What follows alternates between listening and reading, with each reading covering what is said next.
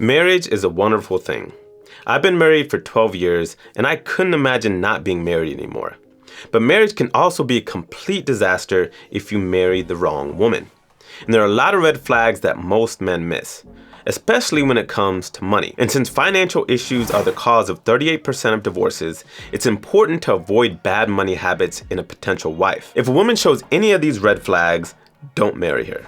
She'll just end up leaving you broke. Now, these are just my opinions, so take them or leave them, but these are the things that I looked at before getting married. If you aren't open about your finances. If you're thinking of marrying someone, you should have complete understanding of their financial situation. And I mean everything.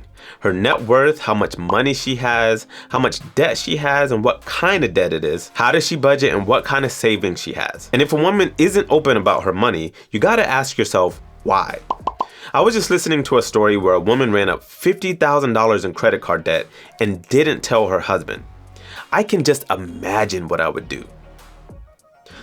That's crazy. Financial infidelity is a real thing, y'all, and it's pretty common. In fact, 42% of adults who are married or living with a partner have kept financial secrets. That's a big problem. And people don't just suddenly change when they get married. They bring their bad habits into the marriage with them. So if they're keeping secrets now, they'll probably end up keeping secrets later. And I can understand some of the reasons for hiding money. Maybe she's embarrassed or she doesn't think you would marry her if you found out. Not every reason is nefarious, but either way, it's unacceptable. So if she's not open about her money, let her go. Unrealistic expectation. If a woman can't be happy unless you make $500,000 a year, that's gonna be a headache to deal with.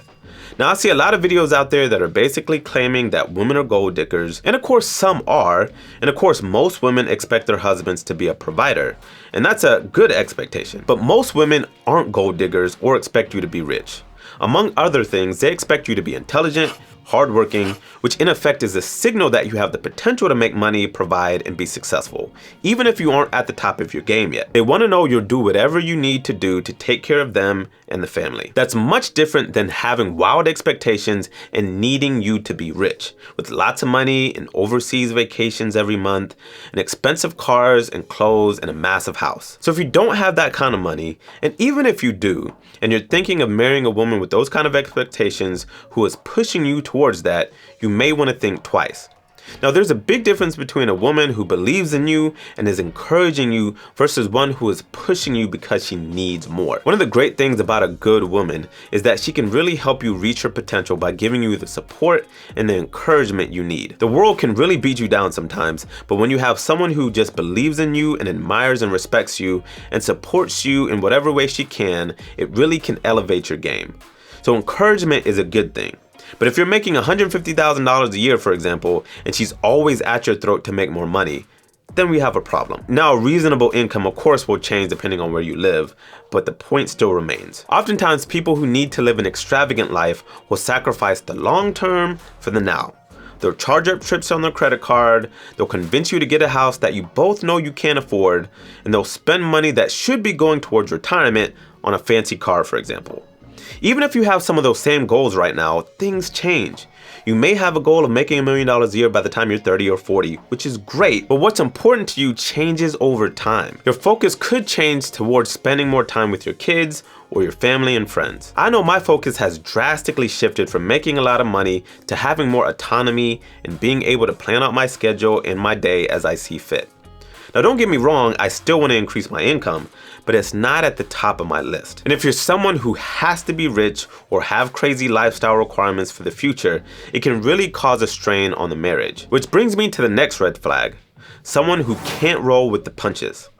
Life can really throw punches your way, and you really need someone who will be by your side, who can take those punches with you and pivot if need be. Whether that's a job layoff or a sickness or a disability that prevents you from getting the same kind of work. Life also has different stages as you progress through your career and your family. It might just be you and her now, but what happens when you have kids? What happens when you choose to go back to school or start a business, or there's a tragedy in the family and someone needs financial help? What happens if you're providing a certain lifestyle because you are working 70 to 80 hours per week and you get burnout and can't do it anymore? It happens to a lot of people in consulting and the medical field. I've been through many of these phases, and your financial situation, your lifestyle, and your responsibilities can drastically change. You need someone who will love and support you and have respect for you throughout it all. And there's 3 ways I could kind of tell my wife was that kind of person. 1, she trusted me and my ability to provide for her when we were dating, and that's continued throughout our marriage. Despite all the things that we've been through and all the different stages, she's never doubted that I would take care of her, and now the kids as well. She also trusts my leadership and my decisions. She of course has no problem voicing her own opinions, but at the end of the day, she trusts that I, and really we, will make good financial decisions, and she also supports the vision that we have as a family. 3rd, she was someone I knew would be content. She didn't grow up with money, so she knew how to be happy without it. But she also never felt like she was in a rush to get rich. She was very smart and hardworking, but she never was itching for material possessions. She was okay. She's very happy when I buy her things, but she's never pressing me for anything, which I appreciate. And that actually makes me want to do more for her and buy her more things anyways. The woman you want to marry has to be able to roll with the punches because life happens. And that brings me to the next red flag: a woman who doesn't protect your name. You need a woman who will keep her mouth closed about your business. Now, I know not every woman is like this. In fact, I don't have any statistics on this, but probably most women aren't. But quite often I hear too many women putting their husband's business out there. Her friend doesn't need to know that you got fired. That's not her business. Her sister doesn't need to know that you made a bad investment and lost lots of money, and her mama don't need to know that you're struggling to pay the bills. Unless you've discussed it and you both agree it's okay to talk about, she needs to keep her mouth closed. It's not anyone's business what's going on in your finances, or really anything in your marriage for that matter, unless she's bragging about you. You need a wife who will protect your name and your reputation, even in times when you aren't fully living up to your potential or your expectations as a provider. As I said before, life happens, and you don't need the extra stress of your wife bad-mouthing you or undermining you when times get rough. That's what counselors are for. And if you guys are struggling financially, talk to a financial coach. If there's been financial infidelity, maybe speak to a financial coach and a marriage counselor. Her single girlfriend's opinions and advice ain't worth anything anyways. The next red flag is if a woman is perfectly fine with debt. Now, this was definitely a red flag for me. It wasn't any way I was gonna marry someone who was already in debt and okay with it, or someone actively getting more debt.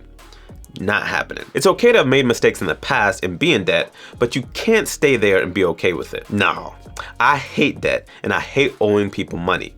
Before we got married, my wife knew that we were getting out of debt, we were getting out of debt fast, and we weren't going back into debt, especially high interest debt like credit cards. Debt can be a big wealth killer. Most millionaires became wealthy in part by avoiding debt. And if you want to be wealthy, you need to do the same thing. It's hard to do that if every time you pay off a credit card, your wife wants to charge up the next one. You need to be on the same page with this goal because it affects so many aspects of your life. From the house and the cars that you want to buy, to the vacations you go on, to the lifestyle that you live in retirement. It's important that you're on the same page about not being in debt. The next red flag is if she's not thoughtful with her spending. Now, this could be more of a yellow flag depending on her willingness to change.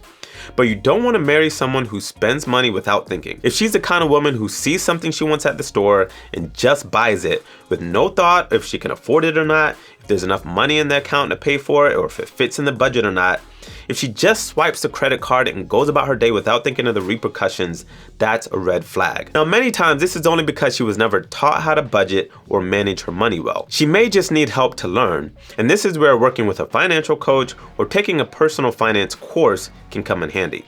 So if they're willing to learn and improve, then great. However, a lot of times this is simply a lack of self-control and a lack of caring. Some people just don't care. They live for the now and they don't think about the future. And if they have money in the bank, they'll spend it. You can talk to some people until they're blue in the face and they won't change their spending habits. Many times they have to hit rock bottom and face bankruptcy or homelessness or getting foreclosed on or having a car repoed, for example, before they change. You don't want to deal with that, so she needs to be thoughtful with her spending. The next red flag is if she doesn't want to combine finances and manage it as a team. It's telling that in so many relationships these days, people want to hold on to what's theirs and are only concerned about their money, instead of learning how to live life as a team. When you're married, there's no longer his money, her money, it's our money. Studies show that couples who combine their finances are more satisfied in their marriage. You have to agree on things and be moving towards the same goal when your money is combined. Being on the same page is important for large expenses that often require both of your income, like your house, but it also applies to everything else, from your vacations, to your cars, to your savings goals. When you agree on your money, you essentially agree on your lives together. And that's powerful. The only thing I think a lot of people do well separating into separate accounts is their fun money that they can just spend on whatever they want. That way they can buy each other gifts and still have some bit of autonomy and independence. But even this is still determined as a team. The budget is still one budget, and both of you have to agree on the line items in that budget for how much fun money each of you will get. It may go into separate accounts, but the amount is still decided on as a team, and you both have access to all accounts. This whole you pay for the mortgage and she pays for the child care and groceries and blah blah blah is a joke. I'm not saying it's impossible that it can work, but for the vast majority of people, it doesn't. It's usually unfair to one person or the other, and it causes a lot of division and fights. If a woman wants to keep her independence and have complete control over her check, then let her stay independent. And the last red flag is if divorce is an option. Now, I know people aren't normally going into marriage thinking that they're gonna get divorced. However, most Americans, 73% of them in fact, feel that divorce is morally acceptable. So many people are way too quick to get divorced because they never really took it off the table, which is one of the reasons that 43% of people who get married end up getting divorced. Except maybe if your spouse cheats on you, you have to go into marriage knowing that you will always find another way to work through your issues. There's so many negative repercussions to divorce, but one of them is financial. The average cost of divorce is between $15,000 and $20,000, and most men experience a 10 to 40% drop in their standard of living. Now, there are a couple indicators for if they think divorce is an option.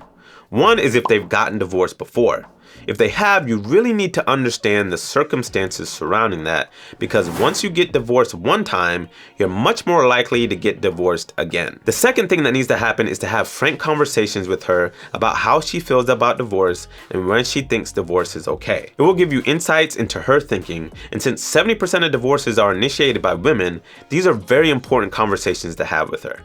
Divorce must be taken off the table. Now, these are just a few red flags, but if you can have a lot of open conversations with the person you want to marry and flesh out a lot of these questions and mindsets, it not only can really help you avoid the heartache of divorce, but also the financial ruin that can come from it. Now, another thing that can financially ruin you is buying a crazy expensive car. So you can click on this video right here if you want to know how to buy an affordable yet reliable used car.